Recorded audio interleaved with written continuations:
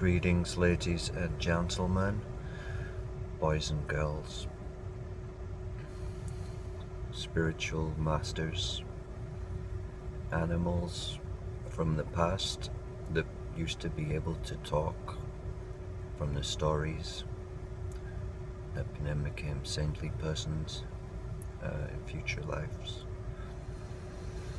Scientists, rural enthusiasts, cow protectors,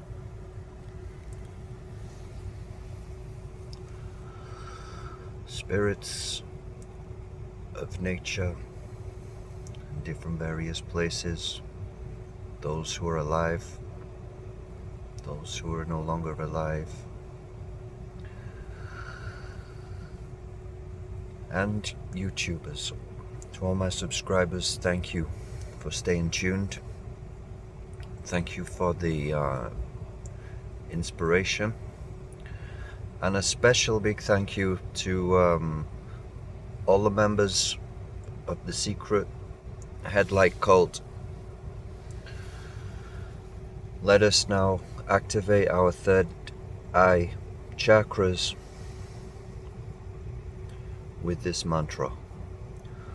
Om Jnana Timirandasya Jnananjana Shalakaya Chakshurun Militam Yena Tasma Shri Gurave Namaha. I was born in the darkest of ignorance, but my spiritual master has opened my eyes with the torchlight of knowledge. I offer my most humble obeisances unto them. With this mantra, we now activate our headlights so that the beams are now enhanced with devotional illumination. So be it, so be it, and so it is. Om Tat Sat. Thanks for that. So it's been another beautiful, auspicious day today. We spent the majority of the day at the Church of the Immaculate Conception, close to Church Head, here in the most sacred capital of the universe, Ireland. You may consider, if you're looking at the atlas, this is the Bindi geographically for the entire of Ma Bhumi Devi's divine body. If you're looking at the map, you'll see that Ireland is perfectly situated, just like the headlight where the Bindi is closely situated to. So,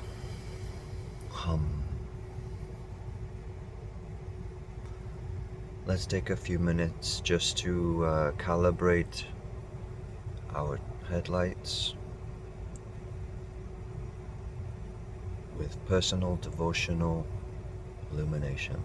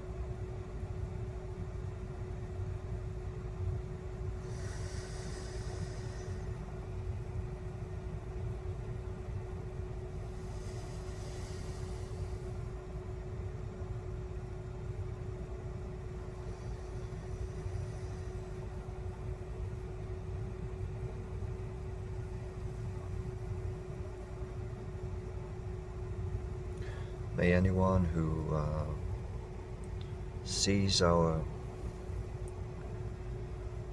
headlight, they may not be aware of the immense Jyoti power of the person behind the headlight. Just like a knife or a weapon or a gun, a torch as well, in the hands of one type of person may be very dangerous. In the hands of another type of person, could save their life. So we always try to think ahead, especially at this time of the year, especially in places like India. Like my best, one of my dear Babaji friends explained to me that I asked him, could you give me any advice in India? He said, yes, walking, always looking where the feet are going next, not looking up around too much, because at any moment you could fall down a manhole with no manhole cover on it, and so on.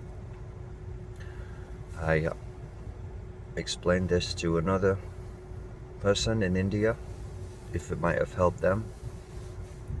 They were so grateful.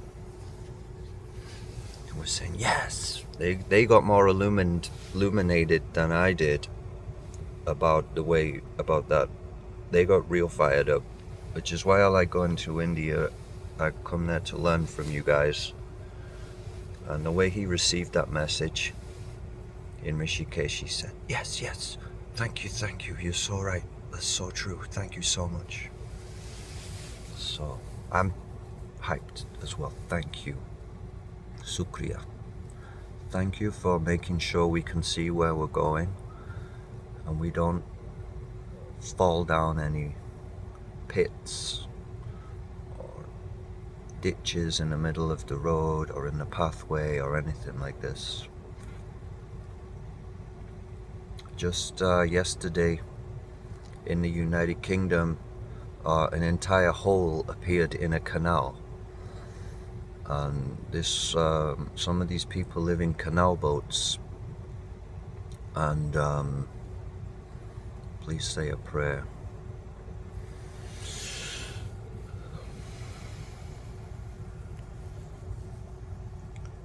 So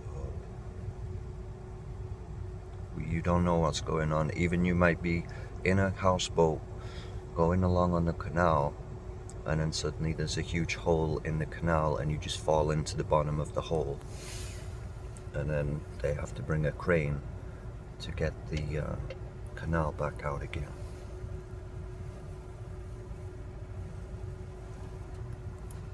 Get the canal back out, to get the boat back out again. Excuse me.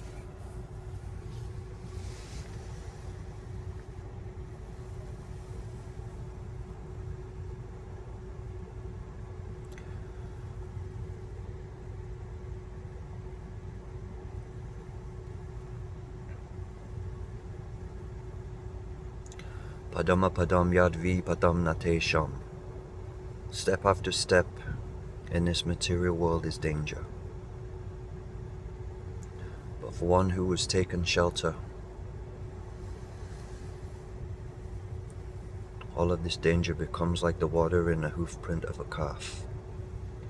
And the liberated person can easily step over the entire ocean of samsara, just like a little puddle in a hoof print, calf's hoof print.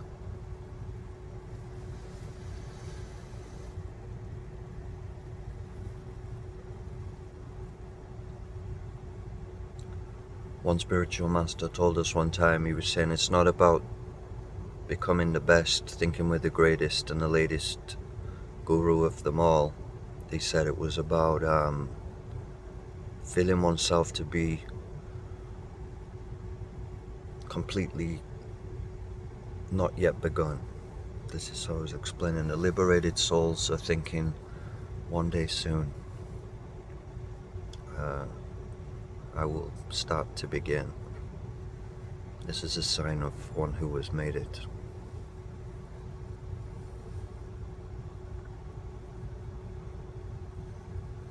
A competition of aspirants that feel themselves completely useless.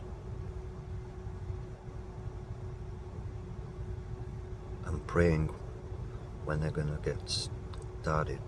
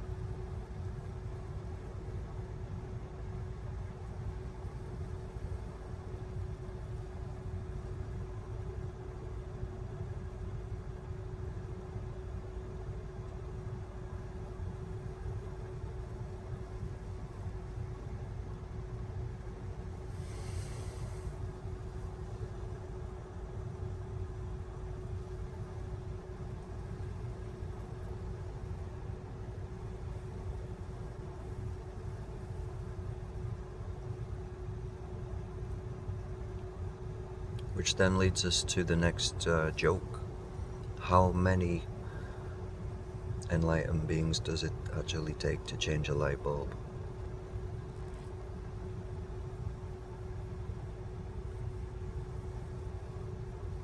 I'm using this is the pretzel bindi.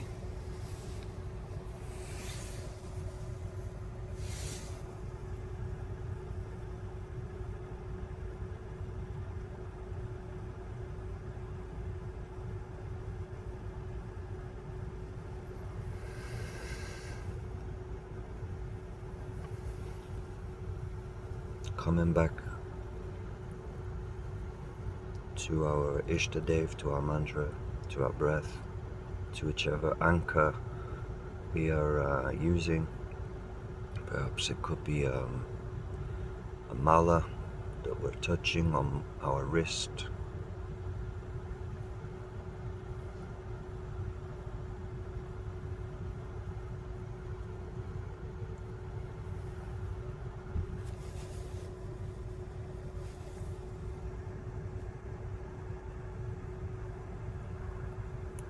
Even it's possible to go for how long without criticizing meditation, and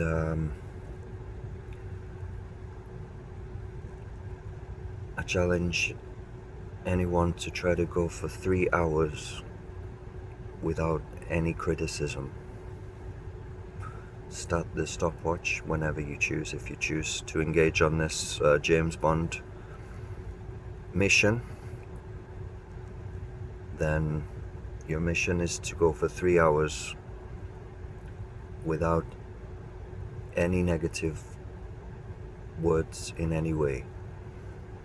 If you are determined that any criticism comes out, you have to reset the stopwatch and start over.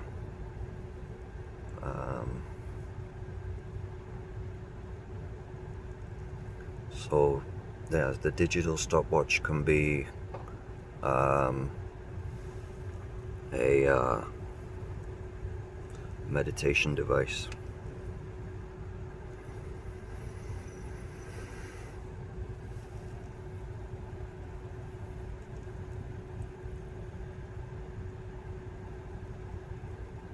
And in the previous yuga, before this yuga, they used to have signs up saying no criticism. But now those signs are gone, and all the signs that you see say no littering, no this, no that. They're all critical signs. And then another person has suggested that no criticism is in fact a criticism and defeats itself, and that's why the signs no longer exist. The way out is in as well, with no criticism. We only have one heart. The same heart we approach our Istadev is the exact same heart we approach everyone else. The no criticism thing is to protect the heart so that we are able to allow enough room, enough space for our Ishtadev to enter. If there's too much criticism, then our Ishtadev cannot enter the heart space. So around this time, some people, they like to make a little nativity scene and put in little baby, trying to make a little situation where a baby can live protected. And we may consider that all of those animals, the reason people love animals, pets and stuff, is because they're more free from criticism a lot of the time. They don't talk about death so much. They don't talk about heavy bad news so much. So the innocence of the animals, or perhaps just our inability to understand their language because we don't speak their language. We think they're supposed to speak our language, but that's another kind of anyway, interesting habits that humans have about talking to animals in their language, but appreciating the fact that they don't do so much talking in their language that it can be a disturbance. That creates a particular field of protection where a baby can live safely with that innocent energy. And our heart space, free from criticism, is a similar safe place where our pure Ishtadev can come and live, choose to come and live comfortably with us.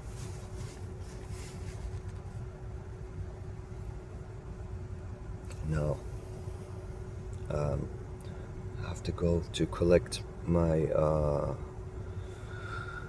Babaji blanket because I'm keeping it nice and fresh, so I've just been popping it through the wash. Cleanliness is next to godliness, and thank you for listening. May all beings be free from any pain, sorrow and suffering. May all be blessed without exception, whether in the higher worlds, the middle worlds, even the lower worlds. May all be blessed without exception. So be it, and so it is. Till next time, my friends. Thank you.